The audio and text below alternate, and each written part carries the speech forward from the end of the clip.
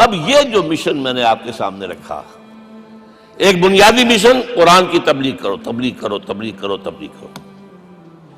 یا ایھا رسول بلغ ما انزل الیک من ربک وان لم تفعل فما بلغت رسالتہ۔ نمبر 2، جو دین حق دیا اسے غالب کرو، قائم کرو، نافذ کرو، اس کی مثال پیش کرو دنیا کے سامنے۔ ان دونوں میں مدد درکار تھی محمد الرسول اللہ کو۔ جیسے حضرت مسیح نے کہا تھا، وَإِذْ قَالَ عِيسَىٰ ابْنُ مَرْيَمَ لِلْحَوَارِيِّينَ مَنْ أَنصَارِي إِلَى اللَّهِ، کون ہے میرا مددگار اللہ کی راہ میں؟ جیسے کہ اللہ فرماتے سورہ حدید میں، بڑی پیاری آیت ہے، بڑی ریولوشنری آیت ہے، بلکہ میں لفظ استعمال، بڑی ننگی انقلابی آیت ہے قرآن مجید کی۔ اتنا صاف اللہ تعالیٰ ہی سچ بول سکتا ہے، کوئی اور تو ضرور کہیں نہ کہیں اس کے اوپر کوئی کپڑا ڈال کے بات کرے گا۔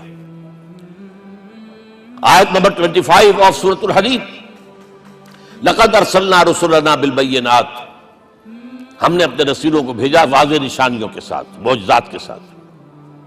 وانزلنا معهم الکتاب والمیزان، ان کے ساتھ کتاب اتاری، شریعت اتاری، میزان اتاری، نظام اتارا۔ لِيَقُومَ النَّاسُ بِالْقِسْطِ، تاکہ لوگ عدل پر قائم ہوں۔ اس لیے کتاب کیوں بھیجی، رسول کیوں بھیجے، نبی کیوں بھیجے، وحی کیوں بھیجی؟ تاکہ لوگ عدل پر قائم ہوں۔ یہ اس سے بڑی آیت کوئی ہوگی؟ عدل اجتماعی، سوشل جسٹس۔ اب اگلا ٹکڑا پڑھیے، وَأَنزَلْنَا الْحَدِيدَ، ہم نے لوہا بھی اتارا ہے، فِيهِ بَأْسٌ شَدِيدٌ، اس سے اسلحہ بنتا ہے، جنگی قوت ہے۔ وَلِيَعْلَمَ اللَّهُ مَن يَنصُرُهُ وَرُسُلَهُ بِالْغَيْبِ، اور اللہ دیکھ لینا چاہتا ہے کون ہے اس کے وفادار بندے جو لوہے کی طاقت کو ہاتھ میں لے کر اللہ اور اس کے رسول کی مدد کرتے ہیں۔ دین اللہ کا، اسے قائم کرنا اللہ کی مدد ہے، اسے قائم کرنا محمد کا فرض ہے، اس کے جد و جہد کرنا محمد کی مدد ہے صلی اللہ علیہ وسلم۔ یہ تھی نصرت، اور یہ نصرت آپ کو معلوم ہے حضور کی زندگی میں صحابہ نے کرام نے کی ہے کہ نہیں کی؟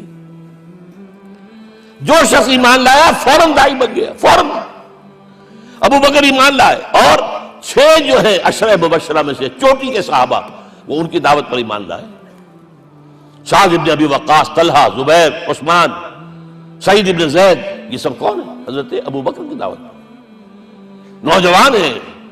مصعب بن عمیر کو گھر سے نکال دیا چچا نے، اور بڑا نہ کر کے نکالا ہے کم وقت نے، اس لیے کہ باپ مر گیا تھا، بہت دولت چھوڑ گیا تھا، ماں نے بڑے ناز و نام میں پالا تھا۔ کہتے ہیں 200 درہم کا جوڑا اس کا بن کر آتا تھا شام سے، جیسے کبھی ہم کہتے تھے کہ پنڈت نہرو کے کپڑے جو ہے پیرس سے سل کر آتے ہیں، اور جہاں سے گزر جاتا تھا مصعب، اتنا اس نے لگایا ہوتا تھا عطر کے پوری گلی جو ہے وہ خوشبو سے جو ہے بھر جاتی تھی۔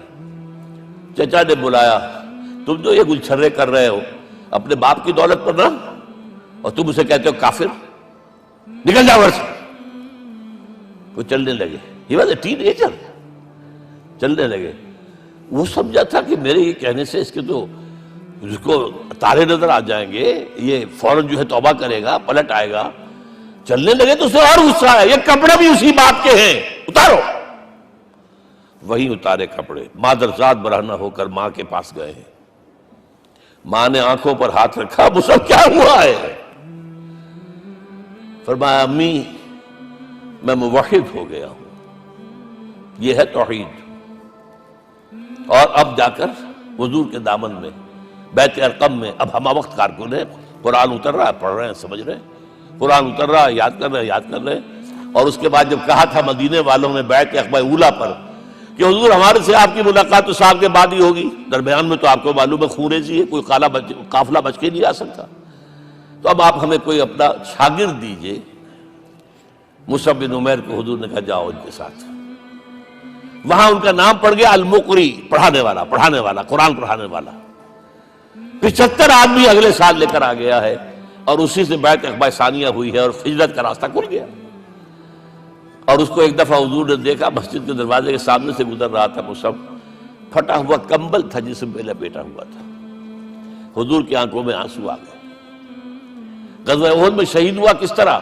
علم بردار تھا، ایک ہاتھ پر وار پڑا ہے، کٹ کے گر گیا، ایک ہاتھ سے تھاما، دوسرے پر بھی گر گیا، دونوں جو بچے ہوئے حصے تھے اس سے تھاما۔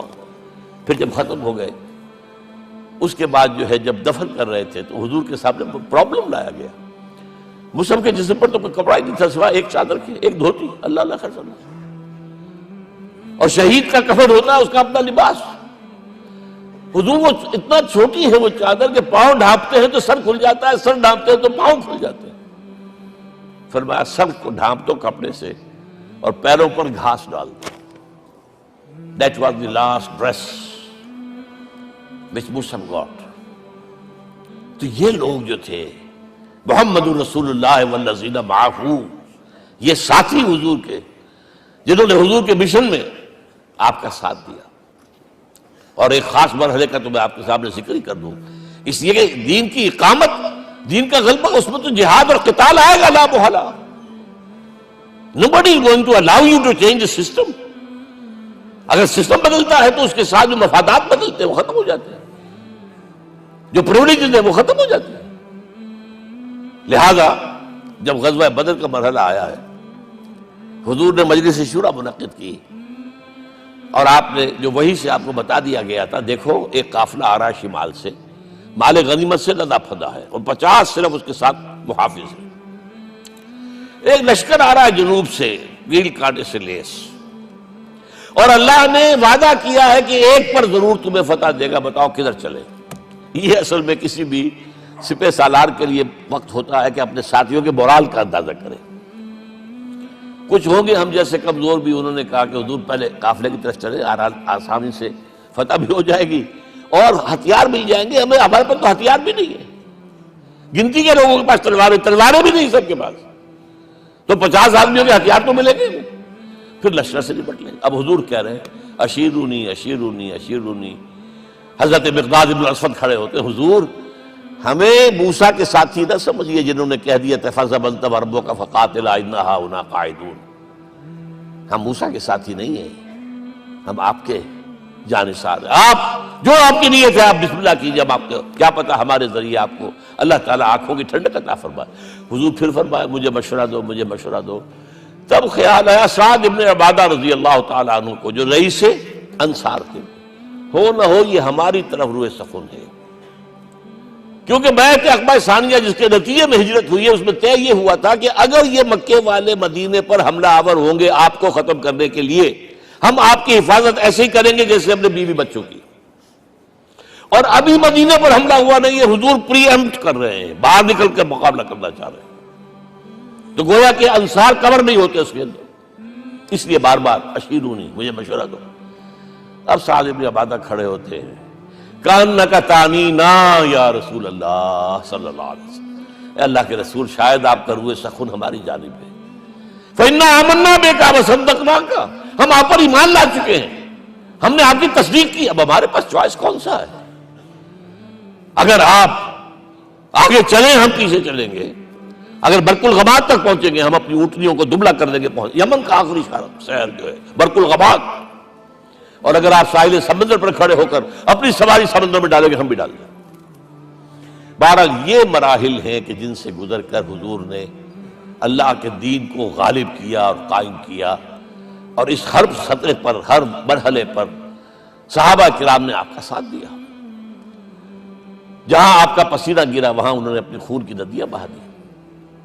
محمد رسول اللہ والذین معہ اشداء علی الکفار رحماء بینہم، یہ ہے در حقیقت عظمت محمد صلی اللہ علیہ وسلم۔